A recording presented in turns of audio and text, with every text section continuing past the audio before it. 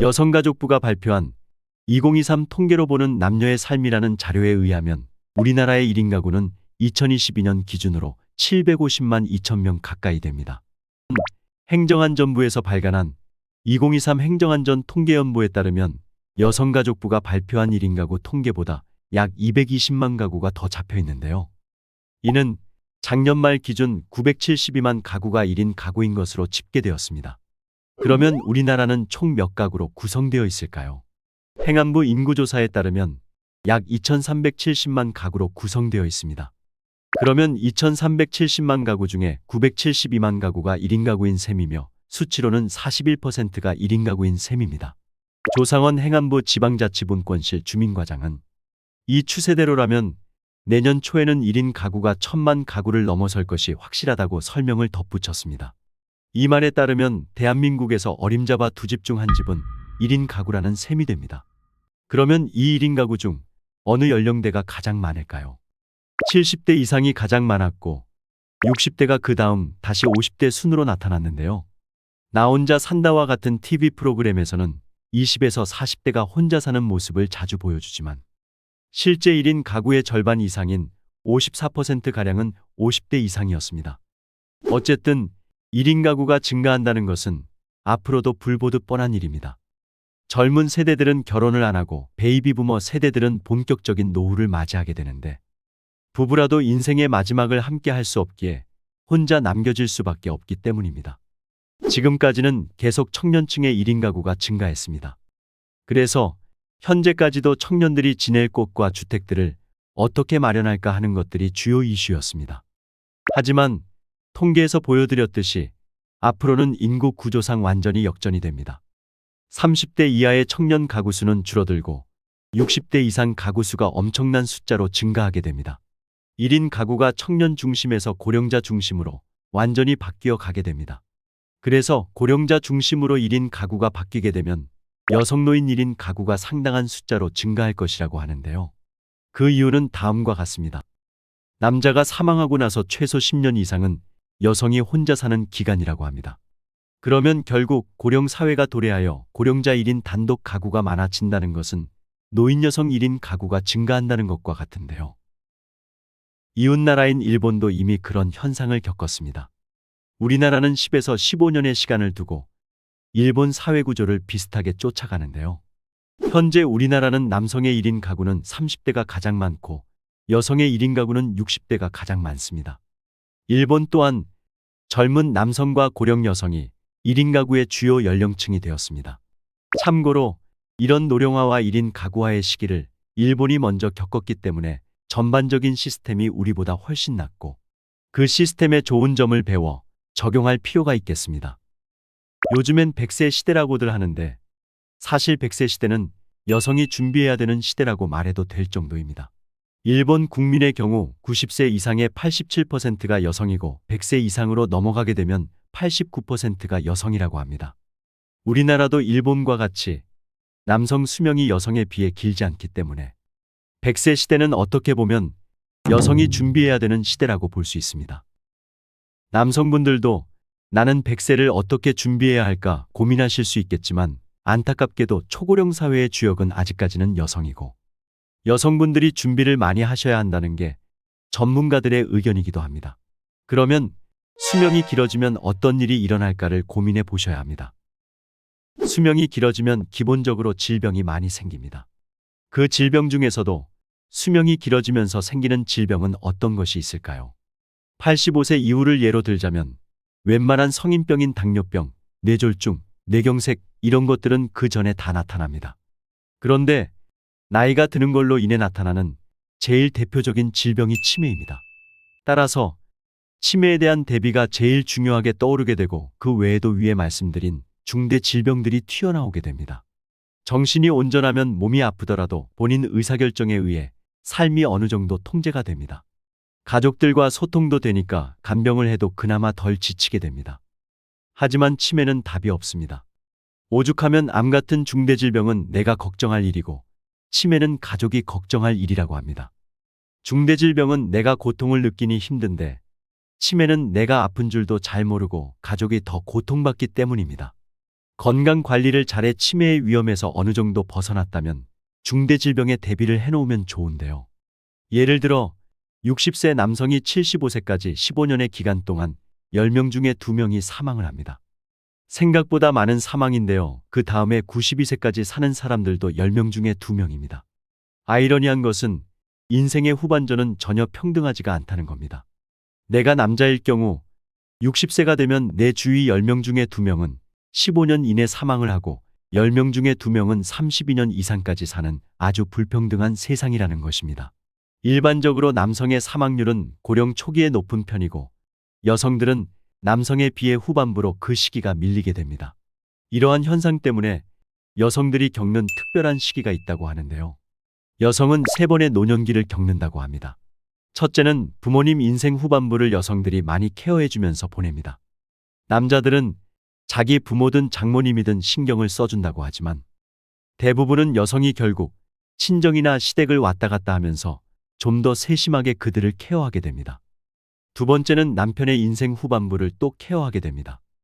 효자, 효녀, 자식 있어봤자 아내가 케어하는 것에 비하면 만족스러울 수가 없습니다. 거동이 불편한 아버지를 아들이 똥오줌을 받을 수 있을까요? 착한 딸이 와서 아버지의 똥오줌을 갈아줄 때 정신이 없던 아버지도 그때만큼은 긴장하면서 움찔움찔 한다고 합니다. 세 번째는 이제 본인의 노년기를 스스로 케어해야 하는데요. 이렇게 여성은 노년기 3번을 겪는다고 합니다. 마지막인 본인의 노년기는 주로 혼자기 때문에 혼자 있는 시간을 많이 보내게 되고 건강관리가 잘 되어 있다면 집안의 가장 큰 어른의 역할도 하게 됩니다. 어렸을 때도 보면 할아버지, 외할아버지들은 다 일찍 돌아가시고 할머니나 외할머니들이 다 남아 계시지 않던가요? 그분들이 더 오래 사시기 때문에 한 집안의 정신적 지주로서 역할을 많이 하게 됩니다. 내가 가문에 어떤 것을, 어떤 정신을 물려줄 것인가 하는 것도 사실 여성이 그런 부분을 결정하게 되고 유산이나 상속을 마무리하는 것도 여성이게 됩니다. 따라서 어떻게 보면 막중한 책임을 진다고 볼 수 있습니다. 인생 후반부를 잘 준비해서 집안이 깔끔하게 내 모든 것을 다음 세대로 넘겨주고 조용하게 마무리하는 것도 여성입니다. 그래서 100세 시대는 여성들이 인생 후반전에 있어 중요성이 훨씬 커지는 시기라고 보는 것입니다. 그렇기 때문에 여성들의 노후 준비가 더 필요하게 됩니다. 노후 준비라는 단어를 생각하면 건강과 함께 돈이 제일 먼저 떠오르고 이어서 연금이 떠오르게 됩니다. 먼저 국민연금에 대해 알아보면 국민연금 남성 가입자는 1223만 명이고 여성 가입자는 1026만 명입니다. 그리고 연금을 타고 있는 수급자의 수는 남성이 345만 명, 여성이 286만 명인데요. 가입자와 수급자 수는 남성에 비해 여성이 크게 뒤처지지 않습니다. 남녀 간 격차 또한 점차 줄어드는 추세라고 합니다. 하지만 얼마를 받느냐가 가장 중요하겠죠. 남성이 받는 연금 액수에 비해 여성들이 받는 연금 액수는 상당히 적다는 통계가 나왔습니다. 남녀 금액별 연금 수령액을 비교한 결과 여성들은 40만 원 미만을 받는 구간의 77%가 집중되어 있습니다. 연금을 타고 있는 여성분들 10명 중 7, 8명은 40만 원 밑으로 받고 있다는 뜻입니다. 반면 연금액 월 100만 원을 넘게 받고 있는 경우를 보면 남성은 54만 8,767명, 여성은 고작 2만 1,339명으로 100만 원 넘게 받고 있는 남성이 여성보다 26배나 많았습니다. 왜 이렇게 된 걸까요? 여성 연금이 이렇게 적은 이유는 노동시장에 머무는 기간이 짧기 때문입니다. 국민연금 수급자 중 가입 기간이 20년 넘은 남성은 81만 명 정도인데 반해 여성은 14만 명 정도에 불과합니다. 여성들은 출산, 육아, 가사 등으로 경력 단절이 되다 보니 남성들에 비해 경제 활동을 하는 기간이 짧고 그러다 보니 국민연금 가입 기간도 짧습니다. 연금액을 올리는데 가장 중요한 요소가 가입 기간인데 여기서 근본적인 한계를 안고 있습니다. 게다가 일을 한다 하더라도 남성들보다 대체적으로 급여소득도 낮기 때문에 국민연금 납부액도 적어지게 됩니다. 많이 넣어야 많이 타먹는데 가입기간도 짧은 데다가 불입 액수마저 적으니 여성 연금 수령액이 작아지게 되는 결과를 초래하게 된 것입니다. 남녀 평균 연금 액수의 격차도 시간이 흐르면서 계속 벌어지고 있습니다. 남성 평균 수령액은 2021년 기준으로 50만 1,000원인데 반해 여자의 수령액은 남성의 50% 수준인 26만 9천 원밖에 되지 않습니다. 앞으로도 당분간은 여성보다 남성들의 연금 수령액이 더 늘어날 것으로 보입니다. 여성 연금 액수가 이렇게 낮으면 노후 빈곤으로 이어질 수밖에 없고 결국 기초생활보장 같은 공공부조 예산을 투입할 수밖에 없습니다. 남녀 평균 연금 격차는 2017년부터 조금씩 확대됐는데 요양보호사, 학습지교사, 보험모직원 등 여성이 집중된 직종의 국민연금 가입이 부진한 편입니다. 이 때문에 앞으로도 성별 격차가 개선되지 않을 가능성이 큽니다. 오건호 내가 만드는 복지국가 정책위원장은 여성단체나 여성가족부 등이 연금의 성별 격차에 대해 목소리를 내지 않는다며 정부가 여성의 권익 확대를 위해 나서야 한다고 주장한 바 있습니다. 오 위원장은 출산 크레디트를 아이 한 명당 3년, 현재 둘째부터 12개월, 최대 50개월로 늘리고 10인 미만 사업장으로 한정된 저소득 근로자 보험료 지원 제한을 없애면 특수고용직 여성 근로자의 노후연금 확대로 이어질 것이라면서 방안을 제시하기도 하였습니다. 여성 노후가 걱정되는 이 같은 상황은 비단 우리나라에만 해당되는 것은 아닌데요. 비교적 복지가 좋다는 서구권의 나라도 마찬가지입니다. 사진의 청색 작업복을 입은 여성들은 프랑스의 연금개혁 반대 시위에 나온 여성들인데요. 여성 노동자의 상징, 리베공 로지들입니다. 이들은 연금개혁이 성별 불평등을 악화시킨다고 외치면서 연금개혁을 반대하고 있다는데요. 프랑스 여성의 평균 연금 수령액도 남성보다 40%나 적다고 합니다. 그래서 서구권 나라들은 성별 연금 격차를 사회정책의 주요 지표로 설정해 지속적으로 개선해 나가는 중이라고 하는데요. 우리나라도 이에 대한 대책 마련이 시급합니다. 지금까지 연금에 대한 이야기를 하였는데요. 노후 재정을 대비할 다른 방안은 무엇이 있을까요? 주택연금이 또 다른 대안이 될 수 있을 것입니다. 노후에 남편이 세상을 떠나고 나 혼자가 되니까 방 3, 4개의 넓은 집은 필요 없을 것 같고 자식에게 집 한 채 물려주고 내 노후는 자식에게 좀 맡겨야겠다고 생각하시는 분들도 있으실 텐데요. 그러면 큰일 납니다. 현재 살고 있는 집을 주택연금으로 전환하여 연금을 타시던지 집이 좀 크다 싶으면 작은 집으로 옮겨서 남는 돈은 병원비 등 목돈이 크게 들어갈 것을 대비해 저축을 하던지 아니면 적당히 활용하시고 새로 이사온 작은 집에 살면서 주택연금을 가입하여 연금을 타는 것을 추천드립니다. 주택연금은 물가 상승률에 비례하여 매년 연금 수령액이 오르지 않는 단점이 있습니다만 내가 죽으면 내 주택을 처분하여 총 수령한 연금액보다 주택을 처분한 금액이 많으면 남은 금액을 상속자에게 돌려줍니다. 또한 내가 수령한 연금액이 주택 처분액보다 많다고 하더라도 추가 금액을 따로 청구하지 않습니다. 주택 가격에 따른 월 연금 수령액은 대략 표와 같은데요. 내 주택의 시세가 4억 원일 경우에는 월 131만 1천원을 받게 되고 시세가 9억 원일 경우에는 월 294만 9천 원을 받게 됩니다. 주택연금에 대해서는 추후 좀 더 자세하게 설명드리는 시간을 갖도록 하겠습니다. 본인의 노후 준비가 충분하지 않음에도 이렇게 연금으로 활용할 수 있는 주택을 자식에게 물려주면 안 됩니다. 집을 물려주는 시점부터 갑을관계가 바뀌고 자식들의 태도가 바뀌는 것을 종종 볼 수 있습니다. 자녀가 부모의 집을 팔고 그 돈 일부를 다른 곳에 활용하자는 좋은 아이디어를 낸다 하더라도 절대 넘어가시면 안 됩니다.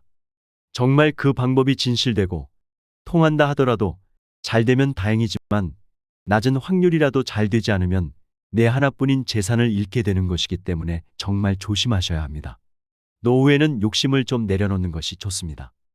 요즘 세상이 무서워서 그런 작은 욕심마저 이용하려는 사람들도 많습니다. 욕심내다가 본전도 못 건지는 경우가 허다하니 반드시 명심하시기 바랍니다. 이제 혼자 남은 여성 노인들이 건강도 적당히 관리되고 풍족하진 않지만 노후 재정이 연금 등으로 먹고 살 만큼 돌아간다면 남은 과제는 뭐가 있을까요? 바로 외로움입니다. 외로움은 고독사로 이어질 만큼 노후에 있어서 가장 큰 적인데요. 자식들에게 재산을 물려주지 말라는 말도 내가 부모로서 자식이나 손주들에게 용돈이라도 조금 쥐어주어야 나를 찾아오고 챙길 때 챙겨주기 때문입니다. 사람은 기본적으로 외로움을 느끼는 동물입니다. 따라서 인류학자들이 인간의 행복에 있어 가장 중요한 것은 사람 사이의 관계라고 말하는 것이며 그 관계에서 중심은 화목한 가족의 관계이고 그 다음이 친구와의 관계일 것입니다. 그렇기 때문에 여러 사람이 참여하거나 비슷한 사람들끼리 모이는 소그룹 안에서의 활동도 추천을 드리는데요. 그런 분들과 운동이나 취미 생활을 같이 해보는 것도 좋을 것입니다. 나 혼자 산다라는 프로그램에서도 기안84가 달리기를 좋아하는 여러 사람들과 모여 같이 달리기를 하고 보람을 느끼는 장면을 볼 수 있는데요. 같은 취미를 가진 사람들끼리 모이면 재미도 있고 시너지 효과가 나서 잘 지치지도 않는다고 합니다. 자치구의 문화센터나 여성인력개발원과 같은 곳에서 운영하는 각종 강좌를 수강하면서 취미생활도 해보시기 바랍니다. 혼자 있는 시간에도 그렇게 배운 취미를 내 특기로 살려 다시 남들을 가르치거나 전시나 출판을 하는 방향으로 발전시켜 보세요.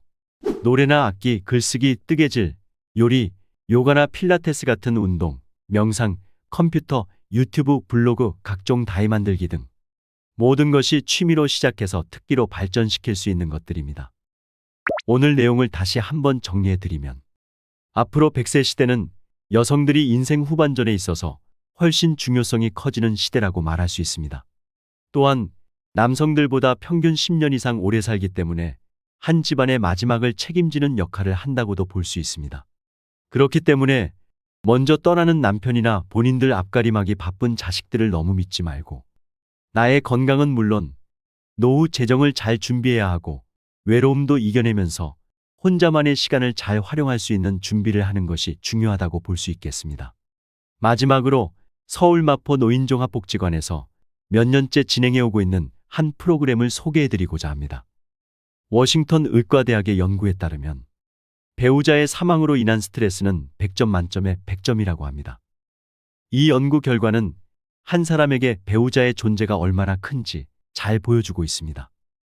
특히 노년기에 경험하는 배우자와의 사별은 우울증뿐만 아니라 외로움, 역할 수행 등 다양한 문제의 원인이 될 수 있습니다.